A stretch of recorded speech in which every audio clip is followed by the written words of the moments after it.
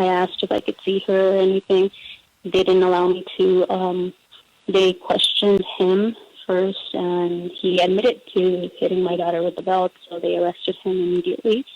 And they said that they wanted to speak to the kids. They spoke to my kids.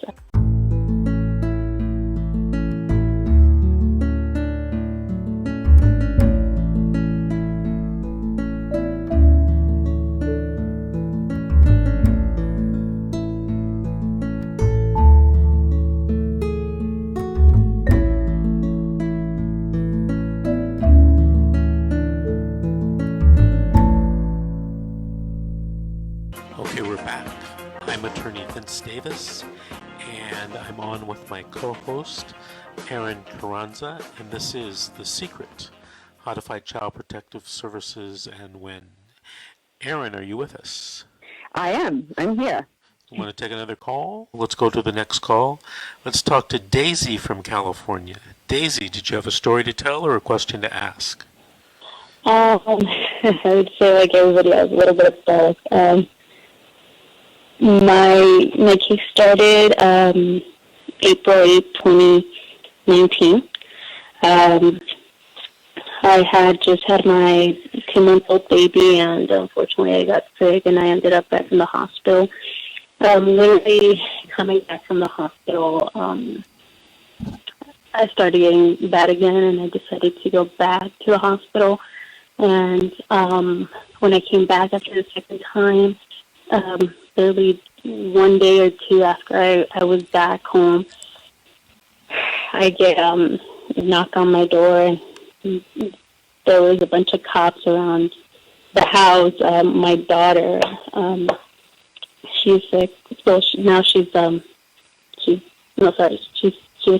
She's now going to be 8 tomorrow. She had gone to the neighbor's house, stated that my fiance and father of my 2 younger babies had hit her with the belt, and she was scared that he might hit her again. So apparently, when the CPS worker came, I asked if I could see her or anything. They didn't allow me to. They questioned him first, and he admitted to hitting my daughter with the belt, so they arrested him immediately. And they said that they wanted to speak to the kids. They spoke to my kids. I was in the hallway while they were speaking to them. The CPS worker was asking them if they had ever been hit by the belt or anything, any physical abuse or anything. They were saying no, and then he was insisting on my kids. One of my kids has a speech problem, so he's a very sweet boy, but he likes to please everybody. And he was like, when the guy started telling him and asking him again and again, he said, maybe when I was a baby. Because you said that, they took all my kids away. I took my 6 kids away. My baby, my 2-month-old baby. We had an emergency CFT. And in the emergency CFT, the social worker made me seem like the bad guy, because I was telling him, like, honestly, I couldn't believe what he was telling me.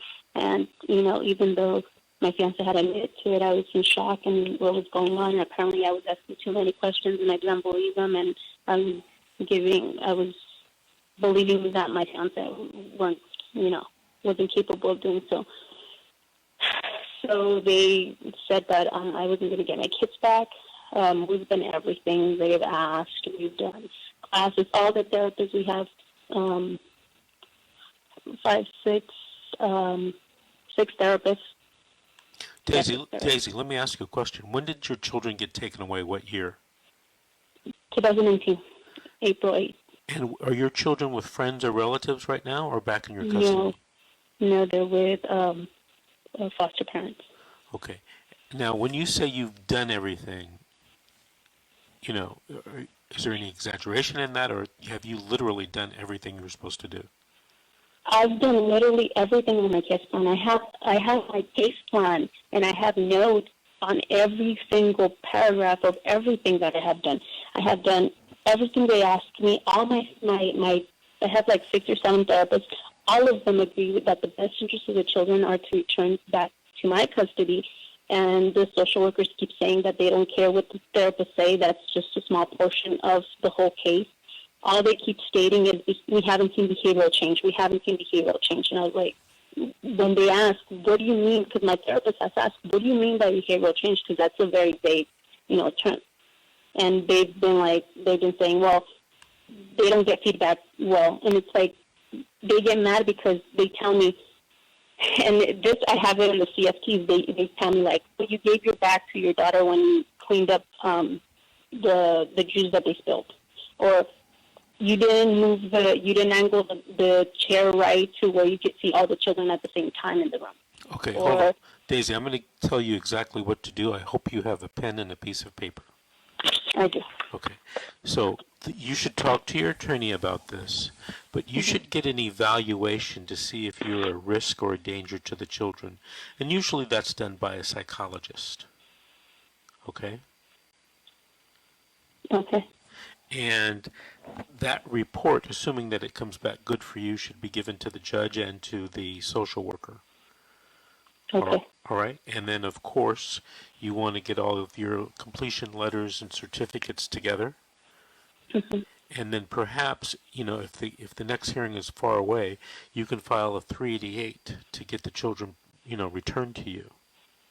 Actually, the court date is June 15th. What type of hearing is that? A 6-month review hearing? No, this is the 12-month, and they're asking for termination of services. Okay, so this is what you have to do. You have to talk to your attorney about setting that 12-month hearing for a trial. Now, you have to be careful because sometimes judges require you to do the trial when you show up for the 12-month hearing. And then some judges, you show up for the 12-month hearing, and then they pick a date in the future for the trial. So you got to make sure that you know what's going on that date. Are you going to pick a date, or is that the actual date for trial? And if it is, you got to have all of your ducks in a row. You got to have all of your service providers there. You got to have the children there to get on the stand to testify. You should also do something which I try to do at the beginning of the case, but it's not too late. Make a list of 25 people, friends, family members, by blood or marriage, that could, I didn't say would, that could take care of the children, some or all of them, all right? And you present that list to the social worker and to the judge. And as a matter of fact, you might want to have those people come to court to testify that they want the kids placed with them. You might want to have each of those people on that list file a 388 petition telling the judge, hey, we want the children placed with us. Okay?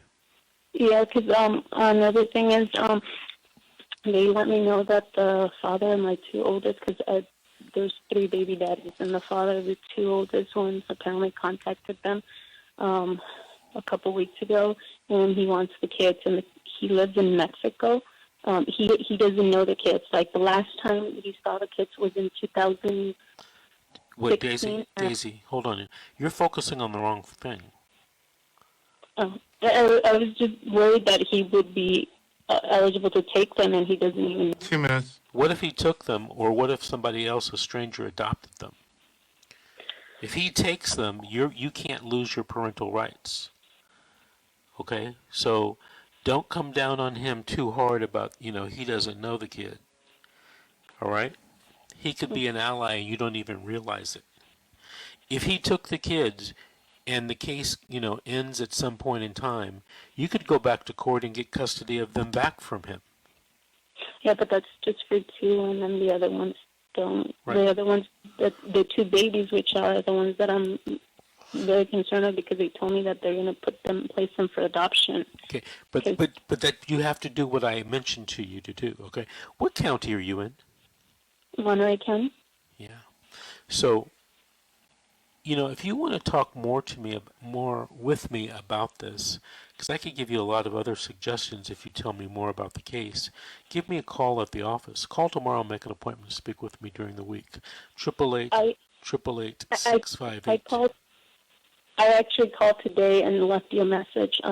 because I have all my, I have my reports, my CFTs. I have everything on file. I have it right in front of me, so I could give you more information on more of the case. Did you leave the message for me under Daisy? Yes, Daisy Ortiz, and I gave 2 phone numbers. All right. You didn't have to say your last name. Okay, Daisy, I'll be talking to you soon then, okay? Okay, thank you. Thank you for calling. Thank you for listening. Call us back in about 3 or 4 weeks. Let the audience know what's going on in your case. Okay, we're going to have to take a break right now, pay some bills. This is The Secret, How to Fight Child Protective Services and Win. We'll be back after these messages.